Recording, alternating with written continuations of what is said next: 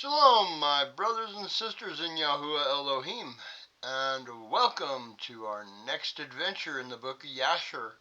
Tonight, we will be studying the Book of Jasher, chapters 67, 68, and 69.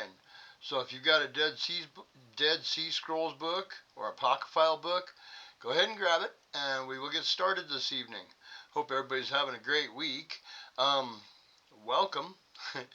And let's get going tonight, all right? Take a drink off my coffee and we'll get going.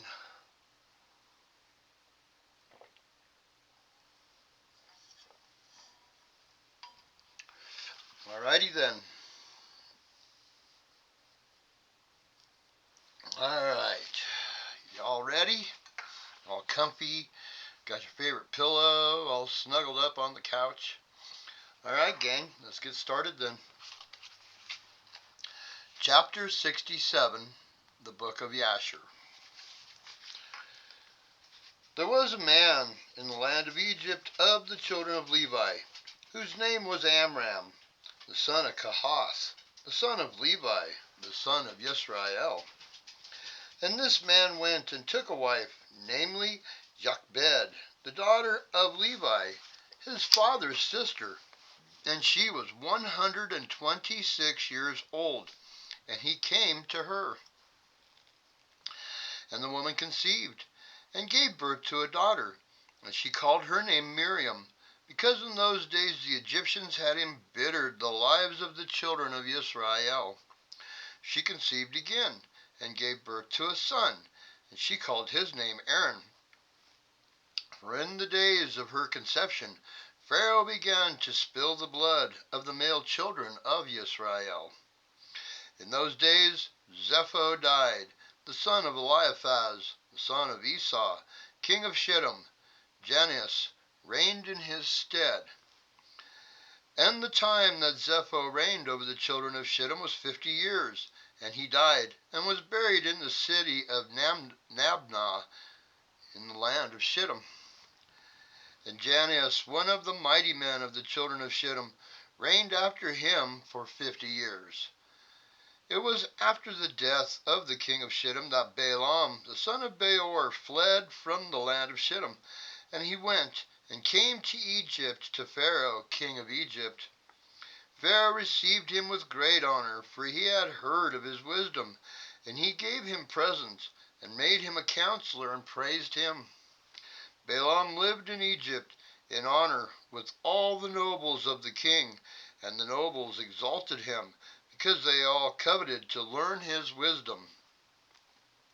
And in the 130th year of Israel going down to Egypt, Pharaoh dreamed that he was sitting on his kingly throne, and lifted up his eyes and saw an old man standing before him. There were scales in the hands of the old man, such scales as are used by merchants.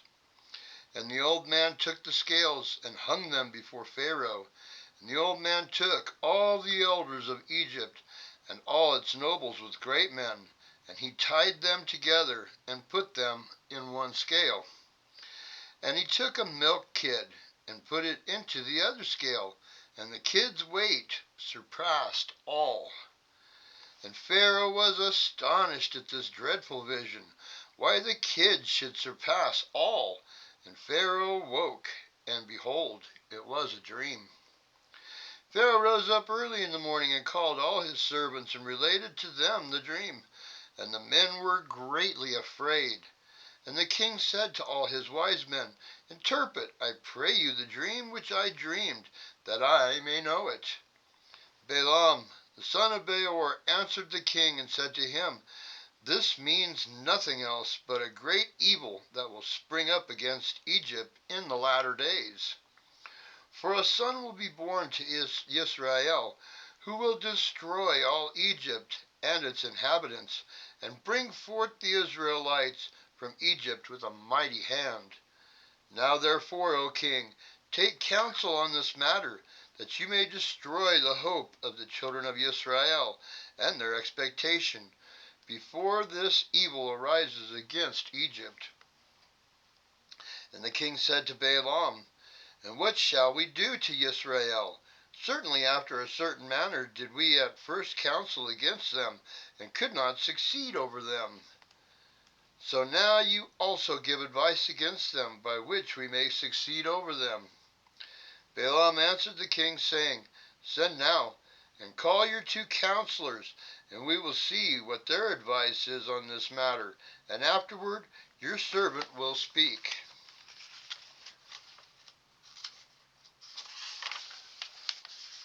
Verse 24. And the king sent, and called his 2 counselors, Reuel the Midianite, and Job the Uzite, and they came and sat before the king. And the king said to them, Behold, you have both heard the dream which I have dreamed, and the interpretation thereof. So now give counsel, and know, and see what is to be done with the children of Israel, whereby we may succeed over them, before their evil will spring up against us. And Reuel the Midianite answered the king and said, May the king live, may the king live forever. If it seems good to the king, let him desist from the Hebrews, and leave them, and let him not stretch forth his hand against them. For these are they whom the Elohim chose in days of old, and took as the lot of his inheritance from among all the nations of the earth, and the kings of the earth.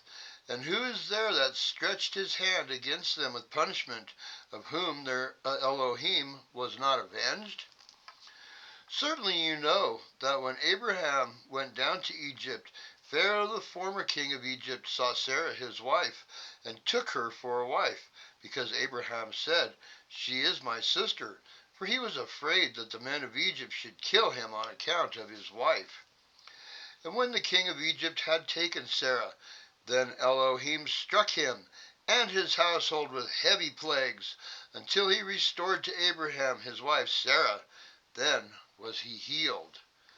And Abimelech the Gerarite, king of the Philistines, Elohim punished on account of Sarah his wife, the wife of Abraham, in stopping up every womb from man to beast.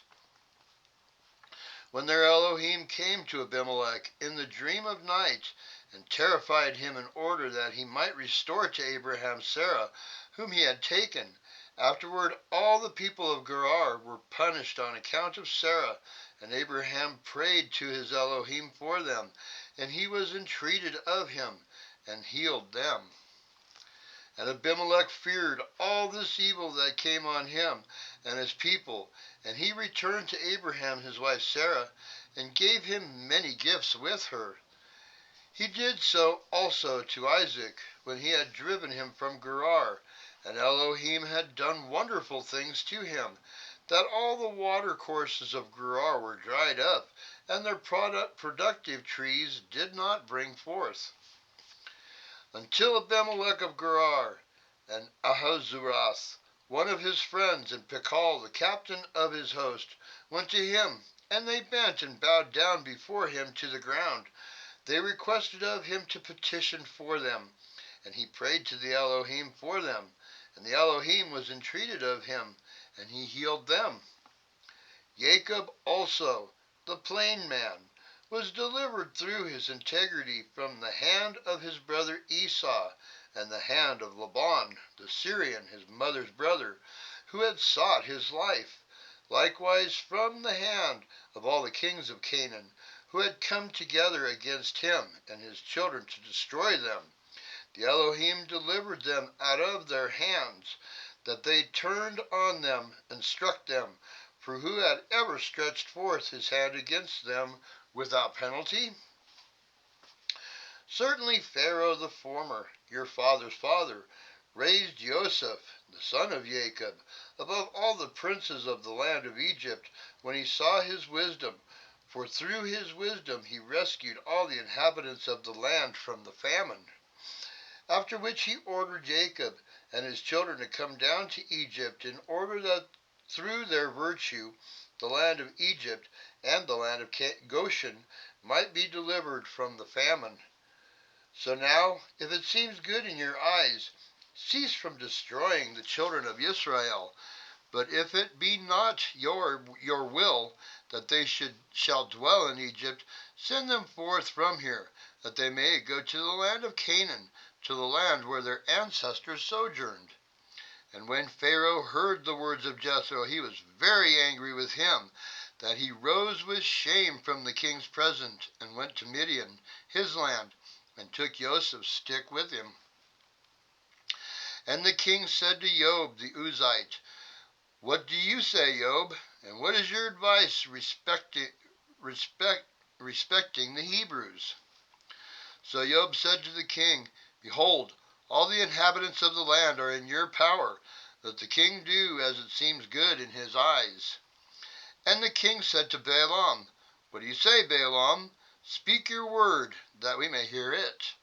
And Balaam said to the king, "Of all that the king has counseled against the Hebrews will they be delivered, and the king will not be able to prevail over them with any counsel. For if you think to lessen them by the flaming fire, you cannot prevail over them. For certainly their Elohim delivered Abraham their father from Ur of the Chaldeans. If you think to destroy them with the sword, certainly Isaac their father was delivered from it, and a ram was placed in his stead. And if with hard and rigorous labor you think to lessen them, you will not prevail, even in this. For their father Jacob served Laban in all manners of hard work, and prospered. Now therefore, O king, hear my words, for this is the counsel which I counseled against them, by which you will prevail over them, and from which you should not depart. If it please the king, let him order all their children which shall be born from this day forward to be thrown into the water. For by this can you wipe away their name, for none of them nor their fathers were tried in this manner." And the king heard the words of Balaam, and the thing pleased the king and the princes, and the king did according to the word of Balaam. The king ordered an announcement to be issued, and a law to be made throughout the land of Egypt, saying, "Every male child born to the Hebrews from this day forward shall be thrown into the water." Pharaoh called to all his servants, saying, "Go now, and search throughout the land of Goshen, where the children of Israel are, and see that every son born to the Hebrews will be cast into the river, but every daughter you shall let live." And when the children of Israel heard this thing which Pharaoh had commanded, to cast their male children into the river, some of the people separated from their wives, and others adhered to them. And from that day forward, when the time of delivery arrived to those women of Israel who had remained with their husbands, they went to the field to bring forth there, and they brought forth in the field, and left their children on the field, and returned home. And the Elohim who had sworn to their ancestors to reproduce them sent one of his ministering angels, which are in heaven, to wash each child in water, to anoint and swathe it, and to put it into its hands to smooth stones, from one of which it sucked milk, and from the other honey. And he caused its hair to grow to its knees, by which it might cover itself, to comfort it, and to cleave to it, through his compassion for it. And when Elohim had compassion over them, and had desired to reproduce them on the face of the land, he ordered his earth to receive them, to be preserved therein, till the time of their growing up, after which the earth opened its mouth and vomited them forth, and they sprouted forth from the city like the herb of the earth, and the grass of the forest. And they returned each to his family, and to his father's house, and they remained with them. And the babes of the children of Israel were on the earth like the herb of the field, through Elohim's grace to them. And when all the Egyptians saw this thing, they went forth, each to his field with his yoke of oxen and his plowshare, and they plowed it up as one plows the earth at offspring time. And when they plowed, they were unable to hurt the infants of the children of Israel. So the people increased and thrived greatly. And Pharaoh ordered his officers daily to go to Goshen to seek for the babes of the children of Israel. And when they had sought and found one, they took it from its mother's bosom by force and threw it into the river. But the female child they left with its mother. Thus did the Egyptians to the Israelites all the days. Chapter 68. It was at that time the Spirit of Elohim was on Miriam, the daughter of Amram, the sister of Aaron, and she went forth and prophesied about the house, saying, Behold, a son will be born to us from my father and mother this time, and he will save Israel from the hands of Egypt. And when Amram heard the words of his daughter, he went and took his wife back to the house, after he had driven her away at the time when Pharaoh ordered every male child of the house of Jacob to be thrown into the water. So Amram took Jochebed, his wife, 3 years after he had driven her away, and he came to her, and she conceived. At the end of 7 months from her conception, she brought forth a son, and the whole house was filled with great light, as of the light of the sun and moon at the time of their shining. And when the women saw the child, that it was good and pleasing to the sight, she hid him for 3 months in an inner room. In those days the Egyptians conspired to destroy all the Hebrews there, and the Egyptian women went to Goshen, where the children of Israel were, and they carried their young ones on their shoulders, their babes who could not yet speak. And in those days, when the women of the children of Israel brought forth, each woman had hidden her son from the Egyptians, that the Egyptians might not know of the bringing forth, and might not destroy them from the land. And the Egyptian women came to Goshen, and their children who could not speak were on their shoulders. And when an Egyptian woman came into the house of a Hebrew woman, her babe began to cry. And when it cried, the child that was in the inner room answered it. So the Egyptian women went and told it at the house of Pharaoh. And Pharaoh sent his officers to take the children and kill them. Thus did the Egyptians to the Hebrew women all the days. And it was at that time, about 3 months from Jochebed's concealment of her son, that the thing was known in Pharaoh's house. And the women hurried to take away her son before the officers came, and she took for him an ark of bulrushes, and daubed it with slime and with pitch, and put the child therein, and she laid it in the flags by the river's brink. And his sister Miriam stood afar off to learn what would be done to him, and what would become of her words. And Elohim sent forth at that time a terrible heat in the land of Egypt, which burned up the flesh of man like the sun in his circuit, and it greatly oppressed the Egyptians. And all the Egyptians went down to bathe in the river on account of the consuming heat which burned up their flesh. And Bathia, the daughter of Pharaoh, went also to bathe in the river. Owing to the consuming heat, her maidens walked at the riverside, and all the women of Egypt as well. Bathia lifted up her eyes to the river, and she saw the ark on the water, and sent her maid to fetch it. She opened it, and saw the child, and the babe wept. And she had compassion on him, and said, This is one of the Hebrew children. And all the women of Egypt, walking on the riverside, desired to give him suck, but he would not suck, for this thing was from the Elohim, in order to restore him to his mother's breast. And Miriam his sister was at that time among the Egyptian women at the riverside, and she saw this thing, and said to Pharaoh's daughter, Shall I go and fetch a nurse of the Hebrew women, that she may nurse the child for you? And Pharaoh's daughter said to her, Go. And the young woman went, and called the child's mother.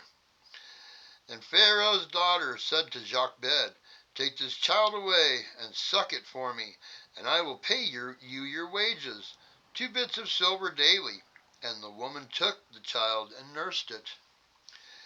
At the end of 2 years, when the child grew up, she brought him to the daughter of Pharaoh, and he was to her as a son. She called his name Moses, for she said, "Because I drew him out of the water." And Amram his father called his name Shabar, for he said, "It was for him that he associated with his wife, whom he had turned away." And Jochebed his mother called his name Jekethuel, because she said, "I have hoped for him to the Almighty, and Elohim restored him to me." And Miriam his sister called him Jared, for she descended after him to the river to learn what would happen to him. And Aaron his brother called his name Abi-Zanuk, saying, "My father left my mother and returned to her on his account." And Kohath, the father of Amram, called his name Abigdor, because on his account did Elohim repair the breach of the house of Jacob, that they could no longer throw their male children into the water. And their nurse called him Abi-Sakor, saying, "In his tabernacle was he hidden for 3 months, on account of the children of Ham." And all Israel called his name Shemaiah, son of Nethanel, for they said, "In his days has Elohim heard their cries and rescued them from their oppressors." And Moses was in Pharaoh's house, and was to Bathia, Pharaoh's daughter, as a son. And Moses grew up among the king's children. Chapter 69. The king of Edom died in those days, in the 18th year of his reign, and was buried in his temple, which he had built for himself as his royal residence in the land of Edom. The children of Esau sent to Pethor, which is on the river, and they fetched from there a young man of beautiful eyes and handsome, whose name was Saul. They made him king over them in the place of Samlah. And Saul reigned over all the children of Esau in the land of Edom for 40 years. When Pharaoh, king of Egypt, saw that the counsel which Balaam had advised respecting the children of Israel did not succeed, but that still they were prolific, multiplied, and increased throughout the land of Egypt, then Pharaoh commanded in those days that a proclamation should be issued throughout Egypt and to the children of Israel, saying, "No man shall lessen anything of his daily labor. And the man who shall be found deficient in his labor, which he performs daily, whether in mortar or in bricks, then his youngest son shall be put in their place." And the labor of Egypt strengthened on the children of Israel in those days. And if one brick was deficient in any man's daily labor, the Egyptians took his youngest boy by force from his mother, and put him into the building in the place of the bricks which his father had left wanting. And the men of Egypt did so to all the children of Israel day by day, all the days for a long period.